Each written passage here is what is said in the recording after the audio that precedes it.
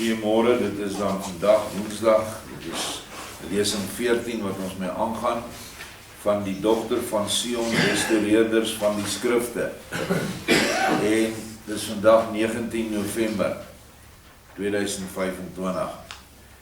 Nou ja, ons het gister, Sabbatdag het ons opgehou met die taak wat ons doen by die Jopie Fourie kampterrein en die Jopie Fourie gedenknaald. Dit het ons behandel, dit was vroegoggend op die 28ste of 29ste, ek dink is die 29ste Oktober. En ons is toe, net na 5 is ons klaar daar, en toe moes ons ry, toe word ons innerlik, is daar van die mense wat Vader se stem hoor, en hy lei ons nou na die volgende opskrif, tweede opdrag en gelofte op die suidelike hang van die Magaliesberg. Nou ja, die Magaliesberg is 'n baie belangrike berg in die gees vir ons aan die eindtyd. Ons kan nie vir jou sê, daar staan dit, hoekom is dit so nie, maar in die gees, en hoe Vader deur die jare heen mense gelei het en gewys het, is hierdie twee berge, die Magaliesberg en die Suiderberg, hierdie gebied gaan 'n geestesbeskermde gebied wees in die tyd wat kom. Daarom is ek nie bekommerd om te hardloop Noord-Kaap of Karoo of waar ook al die mense nou heen wil hardloop nie. In elk geval weet ons dat die beskerming van Joshua is innerlik en nie uiterlik nie. Maar daar is 'n plek wat geïdentifiseer gaan word aan die eindtyd. Nou waar moet die plek wees? Eerstens, die plek moet in Transvaal wees. En die plek moet wees waar 'n versameling gaan plaasvind. Nou sit ons met Pretoria, wat eers Philadelphia genoem was, toe hy gestig is. En ek het dit genoem, maar ek noem dit weer, sodat ons mense dit verstaan vir hierdie lesing. 'n ou dominees Dirk van der Hof, waarna van der Hofweg genoem is, het 'n opdrag in die gees gekry. Eerstens het hy opdragte gekry om die 4-kleur vlag vir die volk, vir die Suid-Afrikaanse Republiek te ontwerp. Die tweede opdrag wat hy gekry het was dat daardie embleem wat daar staan, dit is die Suid-Afrikaanse Republiek se wapen, se heraldiese wapen. Elke nasie het 'n heraldiese wapen. En hy het opdrag gekry om dit saam te stel. En toe kry hy opdrag in Potch, waar hy werksaam was in die staatsdiens en ook as prediker. Een van die min opregte predikers van daardie tyd. Kry hy 'n innerlike opdrag van Vader dat hy Pretoria toe moet trek en kamp opslaan waar Vader hom sal wys. En hy slaan toe kamp op presies waar Kerkplein vandag is. Span hy sy osse uit, sy mense, hy het met 'n hele klompie mense getrek. En daar begin hulle die stad Philadelphia of later Pretoria, genoem na die boeregeneraal of die boereleier Andries Pretorius, wat Bloedrivier se oorwinning gelei het. Philadelphia beteken broederliefde. En hier stig hy nou, dit was 'n ou dorpie van broederliefde.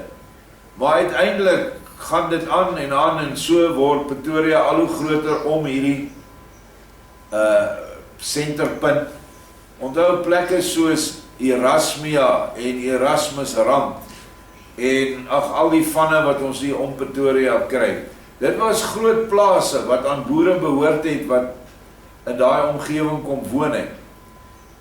Die belangrike van Pretoria is dat uiteindelik op daai selfde plek waar hy uitgekamp het, het die Volksraadsgebou opgegaan, die geboue wat nou vandag nog gebruik word as regsgeboue, die howe, Hooggeregshof, al die ander staatsdiensaktiwiteite het in daardie pleingebied begin. Hoekom noem ek dit? Want ons gaan nou gesels oor die plein. Die plein kan ons noem Kerkplein. Nie nou wat hy vandag is nie, dit is gemors, maar ons weet dit. was nie so nie. Is die geboorteplek van die boerevolk van die Transvaalse Republiek. Dit is wat dit is. Nou terug by hierdie embleem, ek sal nog vir julle daaroor ook 'n kort lesing gee, die meeste mense weet dit. Daardie embleem het 4 hooftemas daar. Die eerste een bo is die arend, dan is dit 'n man, 'n boer met 'n geweer, dan is dit 'n leeu, en dan is dit 'n ossewa.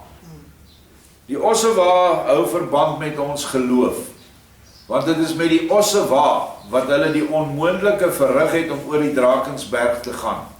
Die Drakensberg, hoor julle, die draak Satan, het daai boere, vrouens en kinders en mans, het hulle goed gepak en die onbekende ingetrek. Dit moes ontsettende geloof geverg het.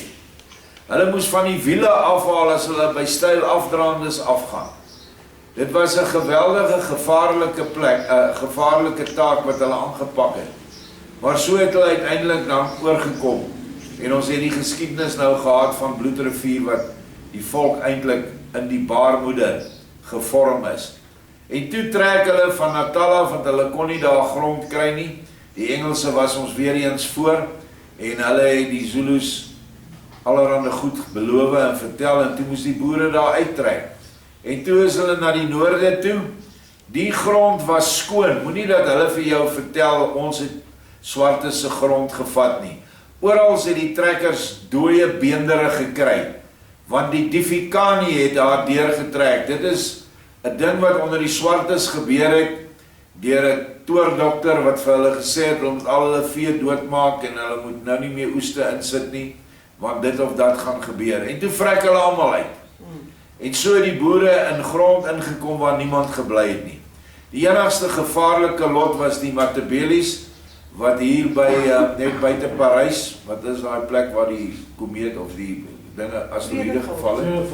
Vredefort, daar het hulle gebly, en die boere het hulle verslaan, want hulle het die boere se vee gesteel en gemoor, en Hendrik Potgieter het hulle daar gevat, en hy het hulle oorwin, verslaan by Vegkop en ander slae, en hy het hulle gejaag reg oor die Limpopo tot in Rhodesië, of soos 'n ou tannie vir ons eendag gesê het, Hendrik Potgieter het hulle die Matabele's gejaag so ver God grond gemaak het. En dit is nou die probleem daar. Dit is waar die Mugabe's en die Muserewas en al die goed vandaan kom, is uit daai Matabele's. Maar hulle het ook eintlik nie vrede met die ander stamme daar nie. Maar dit is 'n kort geskiedenis van hoe Pretoria sentraal is in Vader se plan. Nou kyk nou na daai 4 embleme, dan kyk jy hier op die heraldieka, heel bo links. Hierdie is 'n kaart van die 12 stamme van Israel, soos hulle uitgekamp het in Numeri 2, dink ek, onder die berg Sinai. En onder is die embleme wat hulle by moes gaan kamp, en dit kry jy in die Bybel. Gaan kamp jy en sit vir jou dit of dat. Dit is wie jy geïdentifiseer mee gaan word. En onder is die moderne volkere, die westerse nasies, waar al daai embleme voorkom. Jy lees dit so, daar swart blokkies, daai swart blokkie verwys nou na 'n nommer daarbo. Maar heel bo links is, hier is 'n vierkant met 'n hoofstam aan elke kant. Is dit nie interessant dat ons ook by die Gilgalwiel ook so in 'n vierkantige formasie staan nie? En daarbo is die embleme, die leeu, die sê op hierdie Transvaalse wapen, die man, die boer met die geweer, die os, nou 'n ossewa is nie 'n ossewa sonder osse nie. Hulle het net nie die osse ingeteken nie. En die arend, en daar is die arend bo. Die arend stel die gees voor, en die leeu stel Yeshua voor. Toe kom Yeshua en hy dikteer vir ons 'n nuwe embleem, iets wat meer sin maak, en hier is hy agter. Die leeu is bo, want ons is nou by Yeshua. Dit is heeltemal reg, die volk was altyd deur die gees gelei, maar nou is Yeshua by ons in die woord. En hier het ons dan ook al die ander. Die man is nou oom Siener van Rensburg, en ons het die arend, en hy het dit verander na 'n visarend toe, want ons is vissers van mense, het hy gesê. En dan die os met die ossewa. So, hierdie versameling van Israel, die 4 hoofstamme, word uitgebeeld in die heraldiek van die Transvaalse Republiek en in die heraldiek nou van die dogter van Sion. Daar's net so effense skommeling. En die 4-kleur vlag is altyd sentraal, wat dan ook geestelik baie dieper betekenis het, elke kleur, en ook die posisie van die bane. Nou ja, dit was nou so 'n bietjie voor geskiedenis. Nou gaan ons na die tweede opdrag en gelofte op die suidelike hang van die Magaliesberg. Hierna, dis nou vanaf jou Jopiforie terrein, het ons vertrek na die ander poort in die Magaliesberg reeks, in die omgewing van Bergsig langs Mountain View. Soos uitgewys deur Joshua, moes dit reg oor Amajuba-laan lê, om simbolies te wys na die oorwinning met die groot veldslag van Majuba. Dit is waar die boerevolk, die Engelse, die grootste vernedering en nederlaag gegee het in hulle hele militêre geskiedenis. Klomp boere het opgehardloop met 'n baie hoë berg, het vir hulle almal uitgewis. Soos met die parekraal gelofte voor die slag van Majuba, is daar weer 'n gelofte afgelê, soos gedikteer deur Joshua self, voor die geestelike stryd in Suid-Afrika sou begin. Dit is hoe ons nou die gelofte wat ons verlede week gelees het, beskou het. Ons het om 5:15 hier aangekom. Na vele raadplegings is 'n klipkoppie 2/3 teen die berg op, aangewys deur Joshua, en die moeite het begin. Elkeen se klip van die Steenkampsberge in Leidenburg moes verstapeling teen die berg opgedra word. In daai tyd is ons nog eintlik dommetjies, ons het ordentlike klippe gevat, sulke goed. Nou het nie geweet ons gaan dit nou so ver opdra teen die berg nie. Henny was steeds besig om te herstel van sy kniebeserings in Junie 2008 en Dirk was slegs mobiel in sy rolstoel. Die manne het met toue en spanwerk die rolstoel bo gekry, waarna almal begin bou het aan die klipstapel. Ek dink ek het 'n fotootjie ingesit. Dit was nogal 'n groot trek. Daar heel regs onder, jammer maar op die WhatsApp groep sal dit duideliker wees. Daar is ek in die rolstoel, 2 manne voor met toue en hierdie ou hier agter is 'n basie Snyder, hy's 'n groot fris man. Hy het my van agter af by die ding gestoot. En daar was nie 'n pad nie, dit was absolute klipperige terrein. Klippe so groot dat ons dit nie kon optel nie, het oral gelê en hulle het daaroor gegaan en so. Nou ja, ons is toe op. Die onderste laag van die stapel was met klippe van dieselfde berg gepak, van die Magaliesberg. Die boonste laag was die 12 Steenkampsbergklippe en die heel boonste klip moes die uitgewyste Melchisedek klip wees, wat die Melchisedek orde voorgestel het en ook vir Joshua wat saam met ons in die gees was. Let wel dat die Steenkampsberge waar die klippe gekry is, die hoogste geplaveide weg in Transvaal is, wat simbolies is van die hoogste orde, naamlik die Melchisedek orde.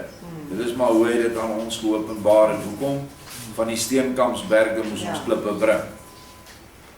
Hierna moes 'n sekere oranje-rooi blom vanaf die vorige terrein bo-op geplaas word, van Jopiforie terrein. Kobie het opdrag gekry om 'n stuk houtskool, 'n mispeltak met groen vrugte aan, as ook 'n kruietak daarop te plaas. Simbolies het dit voorgestel dat die volk uit die as sou opstaan en vrugte sou dra wat welriekend vir Joshua sou wees. Dit klink dalk nou vir julle, maar ons koppies het geraas. Maar ons het duidelik het ons hierdie opdragte is deur sekere mense ontvang. En ons het almal soos een dit so aanvaar. Ons was absoluut een in die gees. Daarna het Joshua 'n direkte seën deur François gedikteer wat as volg gelei het. En ek wil dit net hier byvoeg. Ons staan op met hierdie heilige oomblik, ons het nou hierdie klipstapel klaar gebou.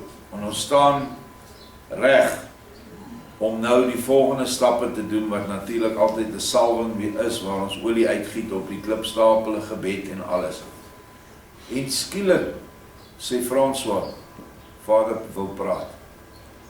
En met François se stem bring hy hierdie woorde wat so 'n geweldige invloed op ons harte gehad het. Hier's Vader nou by ons en hy spreek deur François.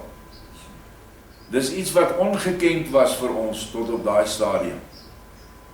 En hy sê, my kinders, nou wil ek julle eers seën. Ek seën julle as my Migdol, want julle is my skape se toring. Dit is die toring as simboliek wat julle gepak het ter bevryding van my volk. Maar die ware Migdol is in die gees, en hierin sal julle leef vir ewig. Gaan en kroon my skepping. Dit is al. Pak die klippe. Ek bedoel, is 'n boodskap wat jou letterlik jou knieë lam gemaak het. Want die nabyheid van jou hemelse Skepper Vader is iets wat enige iemand basies teen die grond laat gooi. En dit het ons toe nou aangegaan, daarna 12 klippe van die Steenkampsberge bo op die stapel gepak, met die Melchisedek klip heel bo. Dirk het uit die Silverboek van Herinnering 'n voorlesing gedoen uit 1 Petrus 2 vers 1 tot 10. Daai welbekende stuk, laat julle opbou tot aparte stene van apartheid, om 'n geestelike huis te bou. Vader het my net gelei om dit weer te lees. In die vorige lesings kan julle teruggaan, daai hele stuk is in hierdie lesings gesit. François moes die gelofte, wat ons gister, Sabbatdag aangeheg het en gelees het, lees, en sodoende het ons dit vir die tweede keer afgelê, met oop regterhande in die lug. Pieter het op hierdie oomblik 'n beeld gesien van 'n afgestorwe boer, wat uit 'n graf opstaan. Die boer was eers net 'n geraamte, maar soos wat hy aangestap gekom het, het hy vlees om sy gebeente gekry. Daarna was hy bekleed met die tipiese boeredrag van ouds, asook 'n baard en hoed. Hierdie het duidelik getoon dat Joshua die verlossing van die boerevolk uit die geestelike dood bewerk. Dit was nie moeilik om dit af te lei nie. Min het ons geweet dat die vlees en die seënings wat hy gekry het, was die woorde wat Joshua vir ons geopenbaar het deur die nuwe openbaring. Dit is wat dit beteken, dat deur die nuwe openbaring se waarhede wat ons deel geword het, het ons krag gekry om op te staan en te stap. En die boeredrag van ouds dui dan ook op 'n regverdige liefdeskleed. Dit is ons geïdentifiseer met daai klere, met daai drag. Bruin is 'n baie interessante kleur. As jy al 7 daai klere wat nou daar op die bord is, in die gees vermeng, of deur 'n prisma sit, dan kry jy wit lig. Maar as jy dit almal vat en jy meng dit in 'n potjie, dan kry jy bruin. So, dit is baie interessant. Nou ja, ons gaan aan. Johannes het die stapel gesalf met olyfolie. Tydens gebed het Joshua weer aan Pieter, onthou ons in die vorige plek, het ons 'n hart gesien wat 'n kwart was daar, wat goud geword het. Nou, Pieter kry die volgende openbaring, die hart in die gees gewys, waaroor daar weer olie uitgegiet is, en nog 2 kwarte in goud verander het. So nou is 3/4 van die hart het in goud verander, wat ook natuurlik ons harte voorgestel het, wat daar die werk gedoen het, en ook uiteindelik die volkshart.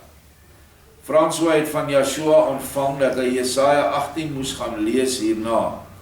Die klem van die boodskap het egter gelê op vers 3, wat as volg lui. Onthou, Jesaja 18 is vir die volk oorkant die riviere van Kus.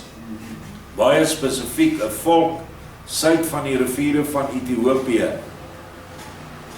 En die opdrag was, al julle bewoners van die wêreld, bewoners van die aarde, wanneer 'n banier opgehef word op die berge, kyk, en wanneer die ramshoring geblaas word, luister, hierdie keer is 7 ramshorings in al 4 windrigtings geblaas.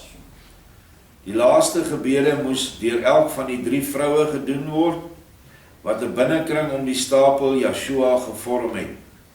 Die 8 mans het as getuies die buitenste kring om hulle gevorm. Hierdie terrein het die noordweste van die hart voorgestel, soos deur Joshua gegee. Nou, dit hou die geestelike simboliek in van die noorde as liefde en die weste as wysheid. En dan het ons nou ook die ander een gehad, die vroeg die oggend, by die Jopifurie terrein, wat hy gesê het is die krag, alhoewel dit nie geografies aan die ooste kant lê nie, maar ons werk in die gees. So voor ek nou aangaan, die volgende bladsy se fotos wys nou die Magaliesberg gebeure. Die linker foto daar bo is maar hoe ons by die berg aangekom het. Dan die middel ene hoe ons die klippe pak, regs het ons nou al die ding klaar gepak. Ek dink ja, daar is ons besig met die salwing.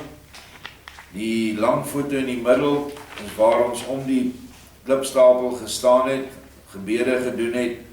Links onder is maar net nog van naby die Melchisedek klip en die Steenkampsberg klippe wat boop was, wat 'n heel ander kleur gehad het. Ek kan nog my herinner, het was so groenerig, terwyl die Magaliesberg se klippe bruin was. En dan regs is my rit op met die berg, wat ook simboliek het. Ja. Ons moes vanuit ons platgevalle toestand in die gees, moes ons omhoog gehelp word deur ons broers en susters om bo te kom in die innerlike. Want onthou die Migdol seën wat ons nou ontvang het, wys eintlik na die innerlike geestelike seën. En nou dink ek terug aan die woorde wat hy vir ons gesê het, julle sal verbaas wees om te weet waar die Gilgal toring, die Migdol toring is. Die Migdol toring, skaapstoring is Joshua, en wanneer ons met hom een geword het, is die toring in ons. En is ons dan ook 'n Migdol toring, of die vroulike, want ons is die bruid, wat ons gesien het, is die Migdoliet, dieselfde naam wat die vrou gehad het, wat vroegoggend by Joshua se graf was, en hom eerste ontmoet het. Nou kan ons sien, hoekom ook die embleem hier agter moes verander, dat Joshua, die leeu van Juda, moes bokom, want alles gaan oor hom. Nou nog steeds daai selfde dag, 29 Oktober, laaste opdrag en gelofte te Kerkplein. Toe moes ons Kerkplein toe ry. Die finale poort was Kerkplein in Pretoria. Dit is bereik so ongeveer 8:00 die oggend. Voordat die plein ingery is, het ons gestop, gebid en is alle vensters toegemaak in opdrag van Joshua. Vir net volledigheid, ons het met 'n Iveco bussie gery. Hoeveel sitplekke? Ek dink hy het so 20 sitplekke gehad. So ons was heel gemaklik in die bussie. Met lofsange onder begeleiding van gitare, wat ons saamgevat het, het ons 7 maal om Kerkplein gery. Dit was die opdrag. Ry om hom 7 maal. Vanaf die noordelike ingang. Die oorwinningslied as die magtige van Jakob, sowel as my koning Joshua, en deur Joshua sal ons triomfeer, was van die liedere wat ons gesing het. Tydens opdrag is gemerk dat daar net heraldiese wapens op die suidelike beton ingangspoorte was. En Joshua het bevestig dat ons daar moes ingaan na die 7de keer wat ons om die plein gery het. Die wapens was bekroon met 'n kasteel op die linker pilaar en 'n leeu op die regter pilaar. Julle kan nou nog plein toe gaan en dan gaan kyk na die suidelike ingang, die goed is daarom nog daar.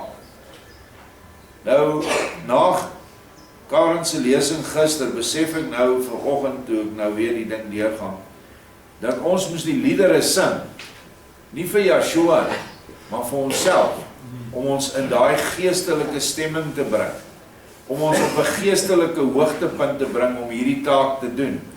En julle sal later sien hoekom ons op 'n geestelike hoë plek moes wees.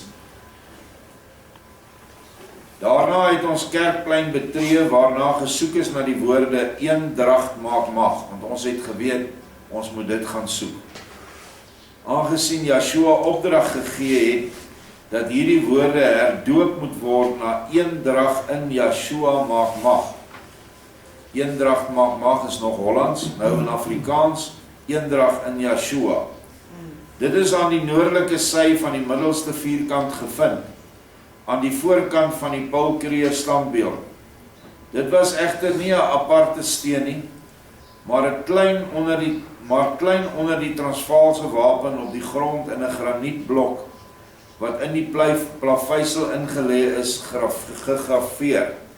Die ou mense het baie moeite gedoen, hulle het regtig hierdie goed in klip en mooi ingegraveer daar.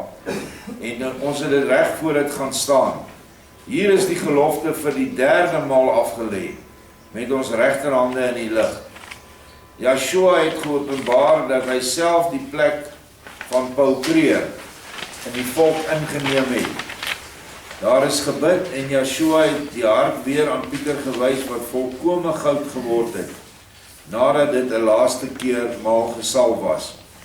Johannes het olie oor die kromming van die lese eendracht maak mag gegiet, en daarna die lese met sy vinger gesalf, waar hy sê dit gevoel het asof Joshua sy vinger deur die olie oor die kromming van die lese getrek het. Op die laaste woord het Joshua hom gevul met groot krag, volgens sy belewenis. Dit is daardie woorde wat daaronder was, is nou in die graniet uitgekap gewees, en ons het olie oor dit uitgegooi, en hy het oor dit gegaan, en eendracht in Joshua maak mag geskryf. En dit is nou vandag nog in die gees daar, alhoewel mense dit nie sal sien wat in die vlees is nie. Maar dit is verander. En dit was 'n baie, baie heilige oomblik vir ons, toe ons daar gestaan het en dit gedoen het. Maar so uit die hoek van ons oog, het daar een man gestaan. Onthou, die plein is vol swartes, is nog altyd so, hulle wemel daar, hulle lê daar. Maar hulle het asof hulle nie daar was nie. Maar daar was 'n man wat daar een kant gestaan het en vir ons dopgehou het. Maar ons het net so effens notisie van hom geneem. Ons gaan nou verder. Terwyl dit gebeur het, moes ons almal ons hande op die steen lê en die woorde eendrag in Joshua maak mag uitspreek. 'n Bossie blomme van die Magaliesberge is deur Madeleine op die gesalfde woorde geplaas, soos deur Joshua opgedra. Hierdie perseel het die syde van die hart voorgestel, wat in geestelike simboliek die waarheid beteken. Hierna is teruggekeer na die voertuig. Die laaste deel is Joshua as 12de persoon teenwoordig. Vreugde het ons harte vervul, omdat alles so rustig en suksesvol verloop het. In die voertuig, toe almal hulle sitplekke ingeneem het ons almal gelyktydig 'n voetganger, dieselfde ou wat ons in die hoek van ons oog opgemerk het, wat ons dopgehou het. Merk ons 'n voetganger langs die bussie. Hy was ten volle geklee in swart slenterdrag, 'n swart langbroek, kon 'n denim gewees het, swart skoene en 'n moulose swart hempie. Hy regte help my sterk hemp wees hempies, nee. Die treffendste was egter sy rye bruin baard, vrolikheid van hart en die selfversekerende houding waarmee hy geloop het.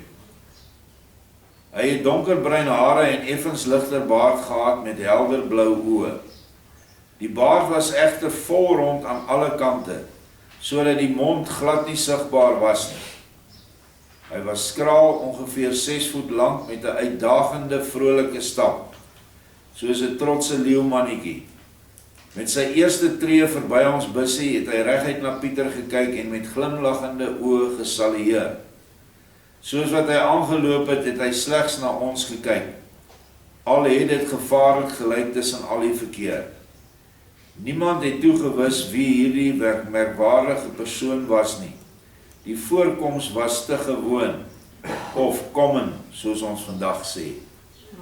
En een ou het nog opgemerk,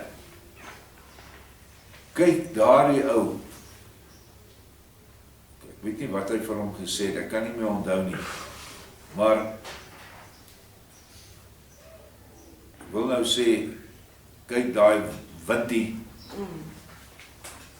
Hy lyk asof hy loop asof die plek aan hom behoort. Dis hoe hy geloop het. Hierdie ou het 'n baard gehad wat so gekom het. Die hele gesig was baard. En hy het geloop, daai regte windie houding. En gemaak asof dit lyk het asof die plek syne is. En hy het ons so 'n saluut gegee, sommer net so. Die ou manne wat in die army is sal weet wat is 'n ou man saluut.